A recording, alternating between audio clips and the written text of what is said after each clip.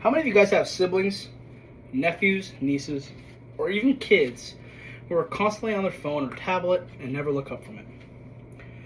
It's about the response I expected. Social media is a huge part of our lives. Everyone knows it. And as time goes on, social media is starting to become a part of the next generation's life. During this speech, I expect at least one person to get a buzz on their phone and check social media at least once. That's not the problem. Where the problem lies is that social media is simply too easy to access with little to no resistance. I'm here to argue that Congress should require stronger age verification for social media platforms to better protect our youth. I chose this topic because I am an uncle of 3 nephews and 2 nieces, and as time goes on, this becomes increasingly more concerning. We all understand the scale of the internet and how dark some of the corners can get, so today I'm explaining how weak age verification puts children in danger and how social media might be affecting kids' mental health. Reason number 1. Age verification is simply way too easy to bypass. How many of you guys, by show of hands, have access to a website or some sort of thing by using a fake birthday for various reasons? I'm hoping everyone raised their hands. Exactly. One fake birth date, and you're able to get into anything. A simple, so easy to bypass, I'm not sure if it would be appropriate to consider it even a system.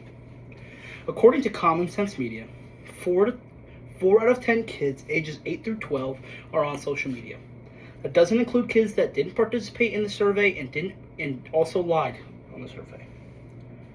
It's become increasingly apparent that the fact that almost half of the people of that age group are on social media shows that the system isn't working at all and needs revision. Beyond changing birthdays, it gets a lot darker and a lot more dangerous. For example, one time my nephew was playing Roblox and he said, "Uncle Noah, will you play Roblox with me?" And I'm an uncle, dude, I'm not doing anything, so I went and played with him. And if you're unfamiliar, Roblox has a voice chat. And on this voice chat, it became increasingly more apparent that my nephew Hayden was not playing with other first grade 7-year-olds, but rather was playing with adult men. That was extremely concerning. And what makes it scary is that these kids have no idea the threat sitting right across the screen from them. Because they see unicorns, they see pink dragons, and they immediately think, I trust this person, they're safe. They're just like me, they like Roblox. Unfortunately, this is not a rare occurrence. According to the FBI, 1 in 5 children every year are exposed to sexually explicit material unwillingly. That is ridiculous. That is a huge risk to our youth that doesn't need to be taken. Kids aren't able to recognize bad intentions. That's what makes this very dangerous. When platforms don't age verify, it makes it increasingly easier for predators to get access to communication with the youth and for the youth to be exposed to things they should not be exposed to. Stronger age verification needs to be implemented and is no longer a suggestion, it is a necessity nowadays. Next, mental health. According to the U.S. Surgeon General, kids who are on social media at least 3 hours a day are more or double as likely to show symptoms or develop mental health issues such as anxiety or depression.